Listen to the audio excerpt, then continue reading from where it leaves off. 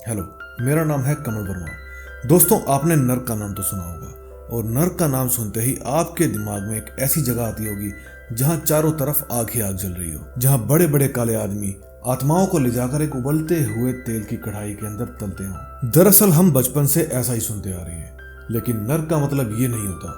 नर्क होता है जहां आपकी आत्मा को तकलीफ दी जाए, फिर चाहे वो तकलीफ किसी भी तरीके से हो। जरूरी नहीं कि मार पीट कर ही आत्मा को कष्ट दिया जाता है, उसको कष्ट देने के और भी कई तरीके होते हैं। अब मैं आपको एक छोटी सी कहानी सुनाऊंगा जिससे आप समझ जाएंगे कि बुरे कर्म करने वालों को ऐसी जगह भी भेजा जा सकता है ताकि उनकी आत्मा को तकलीफ हो।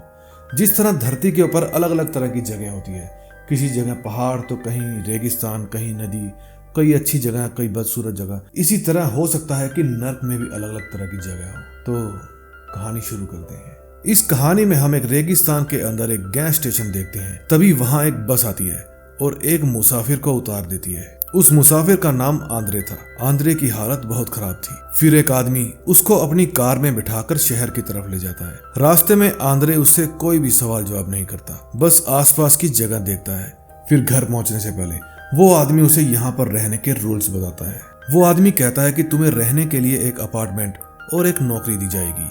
तुम्हें हर रोज काम पर जाना है और रात को आकर उस अपार्टमेंट में सोना है।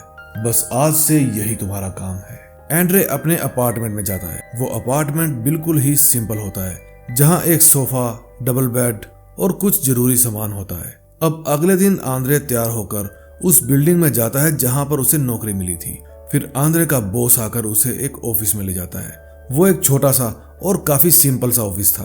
अब पहले ही दिन आंद्रे समझ जाता है कि इस शहर में ना तो कोई किसी से बात करता है, ना ही यहाँ पर कोई रंग है, ना ही यहाँ पर कोई बच्चे हैं और किसी को किसी से लेना देना भी नहीं है। अभी तक आंद्रे ने कोई म्यूजिक भी नहीं सुना था। जब आंद्रे लंच करके वापस काम पर जा रहा होता है तो वो देखता है कि एक आदमी ने बिल्डिंग से कूदकर अपनी जान ले ली है। वहां से गुजर रहे लोगों को उसकी मौत से कोई भी फर्क नहीं पड़ रहा था। तभी वहां क्लीनर्स आते हैं और उस इंसान को सलाखों में से ऐसे निकालते हैं जैसे कोई कपड़े का गुड्डा हो। ये बात आंद्रे को काफी अजीब लगती है। फिर उस जगह की सफाई करवा दी जाती है जैसे वहां कुछ हुआ ही ना हो। छुट्टी के बाद वो एक बार में जाता है। उस बार में लोग तो थे लेकिन कोई शोर नहीं था। वो शराब तो पीता है लेकिन उसका कोई नशा नहीं होता। फिर वो वॉशरूम में जाता है। वहां वो नीचे बैठे एक आदमी से कहता है कि यहाँ की शराब में तो कोई नशा ही नहीं है। तभी अंदर से एक आवाज आती है और उसे कहती है कि यहाँ किसी भी चीज का कोई स्वाद नहीं है, फिर चाहे वो शराब हो या खाना। फिर बाथरूम में और लोग आ जाते हैं और आंद्रे उस आदमी से और बातें नहीं कर पाता। फिर वहां से निकलकर आंद्रे उस आदमी का पीछा करता है। जब वो आदमी अपने घर चला जाता है तो आंद्रे उसकी बिल्डिंग के बाहर खड़ा रहता है। आंद्रे को उसके घर में से एक बड़ी ही प्यारी धुन सुनाई दे रही थी जो उसे अपनी ओर सम्मोहित कर रही थी। फिर आंद्रे अपनी वही घिसी पिटी लाइफ में चला जाता है और कुछ दिन ऐसे ही बीत जाते हैं। अब आंद्रे इस घिसी पिटी लाइफ से बोर हो गया था। वो अपनी लाइफ में कुछ मजा चाहता था, कुछ नया चाहता था। फिर वो सोचता है कि हमें किसी चीज का दर्द भी महसूस होता है या नहीं, और ये जानने के लिए वो अपनी उंगली को एक मशीन में डाल देता है और उसे काट देता है। फिर उसे बहुत ज्यादा दर्द महसूस होता है और वो नीचे बैठ जाता है। फिर उसके कुलीग वहां पर आते हैं। वे आकर उससे कुछ भी नहीं पूछते और उन्हें ना ही उससे कुछ लेना देना था। तभी आंद्रे बेहोश हो जाता है। जब उसकी आंख खुलती है तो वो अपने आप को एक क्लीनर्स की कार में बैठा पाता है। उसके हाथ पर पट्टी भी बांध दी गई थी। फिर वे क्लीनर्स उसे उसके अपार्टमेंट के बाहर छोड़ देते हैं और जब वो अपने घर पे जाकर अपनी पट्टी को उतार के देखता है तो उसकी कटी हुई उंगली वापस से जोड़ दी गई थी और वहां ना ही कोई चोट का निशान था। अब आंद्रे के मन में काफी सारे सवाल होते हैं लेकिन उनका जवाब कौन देगा उसे नहीं पता था। फिर आंद्रे उसी रेगिस्तान में जाता है जहां से उसे लाया गया था। वहां वो छुपकर उसी गैस स्टेशन पर नजर रखता है। वहां एक बस रुकती है और उसमें से एक आदमी बाहर निकलता है, लेकिन आंद्रे उस बस का पीछा करता है क्योंकि वो बस आई कहां से थी उसे ये जानना था। लेकिन थोड़ी दूर जाने पर वो बस गायब हो जाती है। उसके मन के सवाल उसके मन में ही रह जाते हैं। फिर आंद्रे अपना अकेलापन दूर करने के लिए एक लाइफ पार्टनर बनाने के बारे में सोचता है। वो कंपनी में काम करने वाली एक औरत से नजदीकियां बढ़ाता है। फिर वे दोनों एक साथ रहते हैं, अपने लिए एक नया घर भी तैयार करते हैं, लेकिन उसे फिर भी कोई खुशी नहीं मिलती।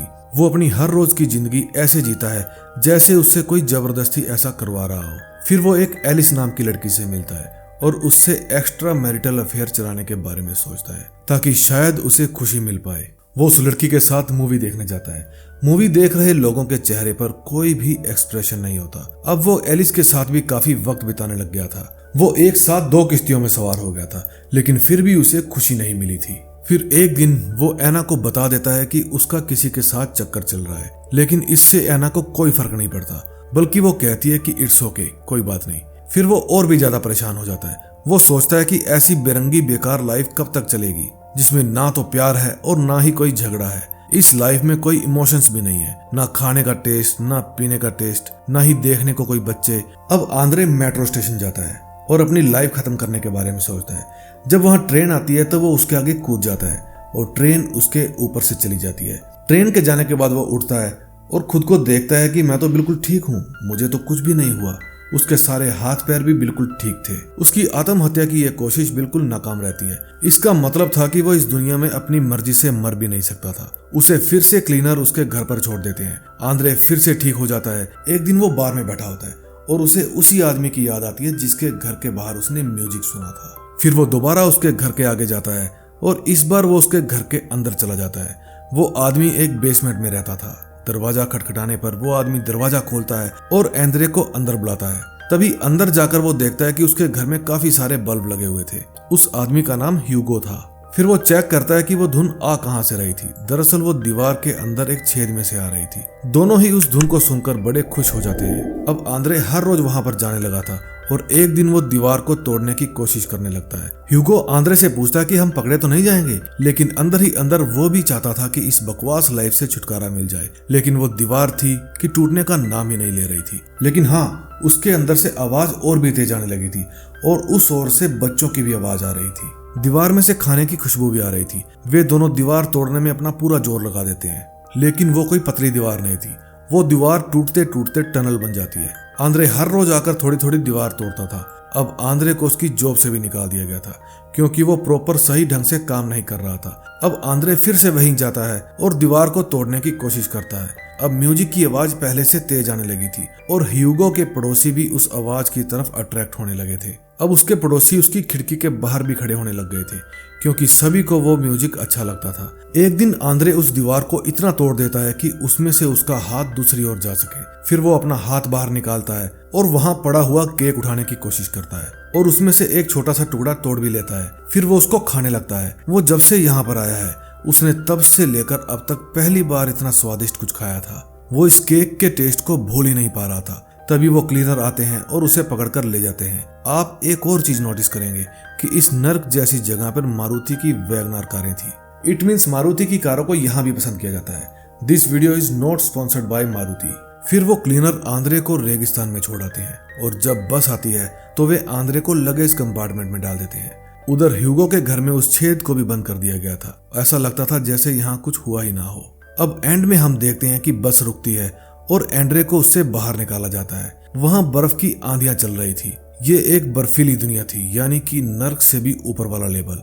यहाँ खाने के लिए भी कुछ नहीं था और पीने के लिए भी कुछ नहीं था। कुछ था तो सिर्फ बर्फ ही बर्फ।